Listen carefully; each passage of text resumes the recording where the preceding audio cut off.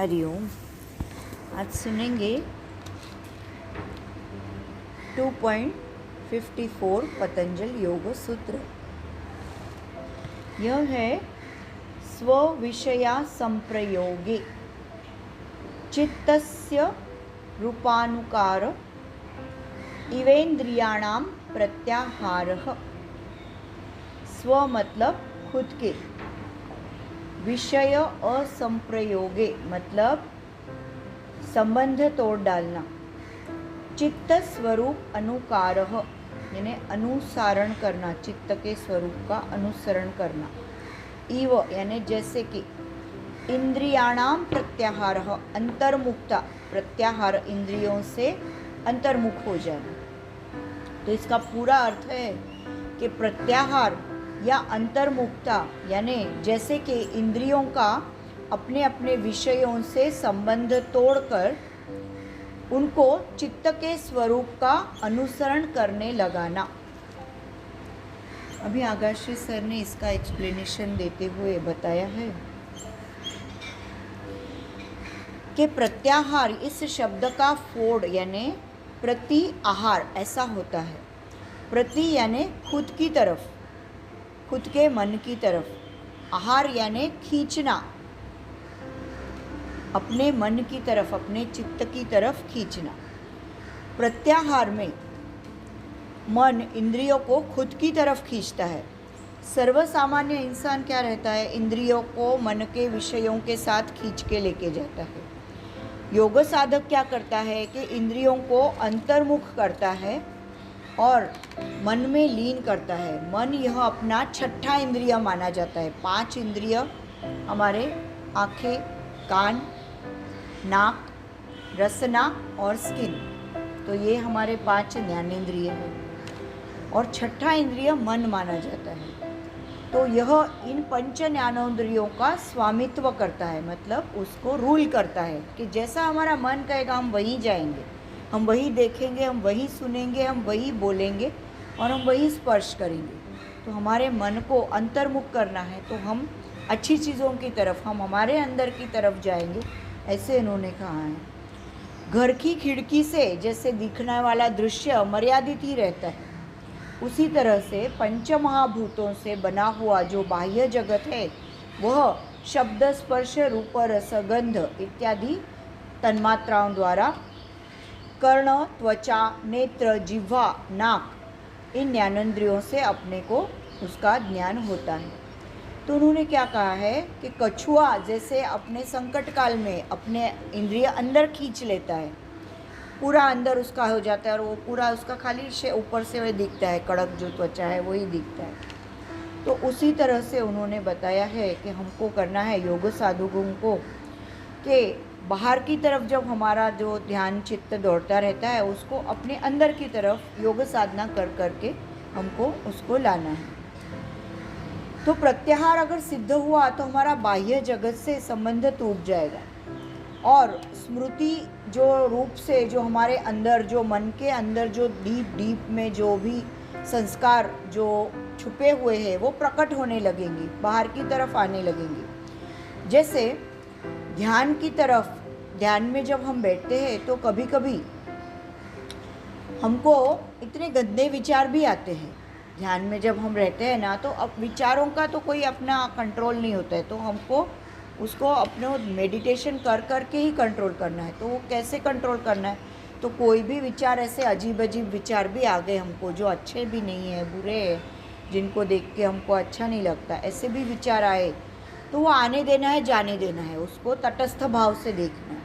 साक्षी भाव से जब हमको उन विचारों को देखने लगते हैं तो ऑटोमेटिक वो रिलीज़ हो जाते हैं, फिर वापस उसका संस्कार हमारे अंदर नहीं बनता है। तो ऐसा उन्होंने कहा है। तो मेडिटेशन कर करके वो सारे निकाल देने हैं। साक्षी भाव से जब हम निरीक्षण करते हैं उन विचारों को, तो सागर में जैसे उठती है उर्मियाँ, वैसे उस आवेग से जो वो उत्पन्न होते हैं और उसी आवेग से वो चले जाते हैं। मतलब जो इंटेंसिटी से वो विचार हमारे मन में आए हुए रहते हैं, उसी तरह से अगर हमने उसको साक्षी भाव से देखा, कोई रिप्लाई नहीं दिया, अच्छा बुरा ये वो कैसा है वैसा है, मेरा बेनिफिशियल है, मेरा लॉस करने वाला विचार है, अटेंड ही नहीं करना है उसको, जस्ट वॉच करना है। तो उतनी इंटेंसिटी से वो निकल जाए। जितना हम उन विचारों को अटेंड करेंगे उतना वो बार बार बार बार हमारे दिमाग में आते रहेंगे। तो just don't attend it, just look, साक्षी भाव की तरह देखना है। तो फिर उन्होंने बताया है उसी तरह से फिर सवितर्क समापत्ति से निर्वितर्क समापत्ति और सविचार समापत्ति से निर्विचार समापत्ति के तरफ जाने के लिए स्मृति परिशुद्धि होना आवश्यक है, ऐसा इन्होंने बताया है।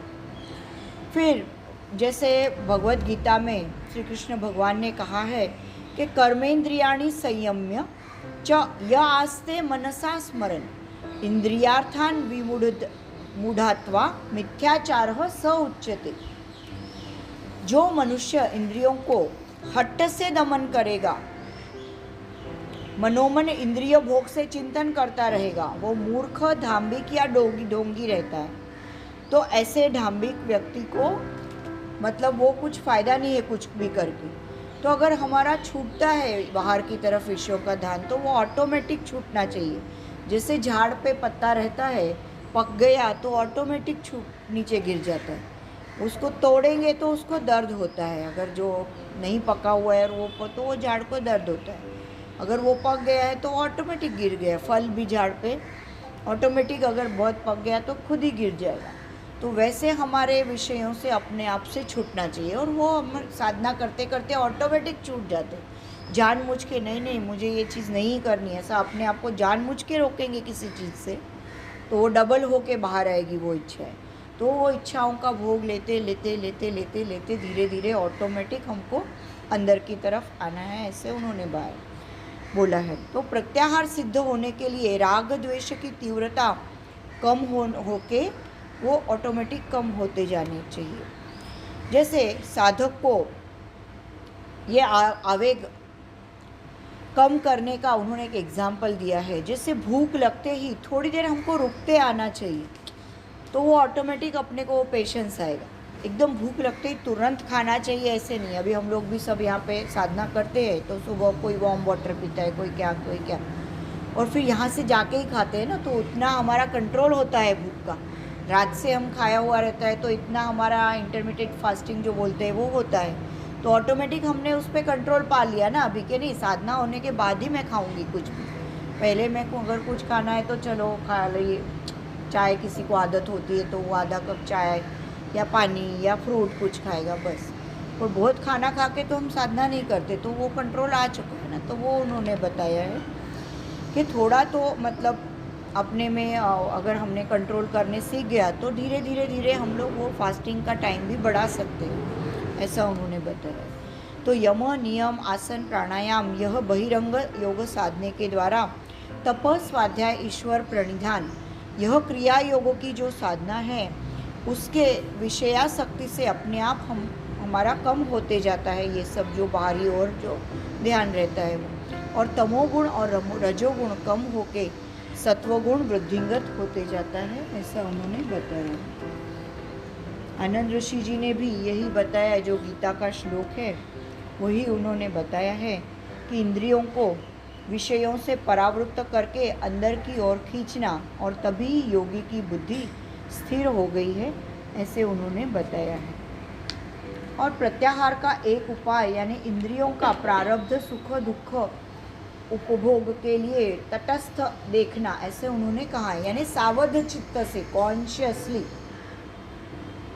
कॉन्शियसनेस रखना हर बात में, बोलते समय, खाते समय, पीते समय। अभी सब डाइट कॉन्शियस हो गए, खाने के समय मुझे ये खाना है, ये नहीं खाना है, वो हमको पता चलता है।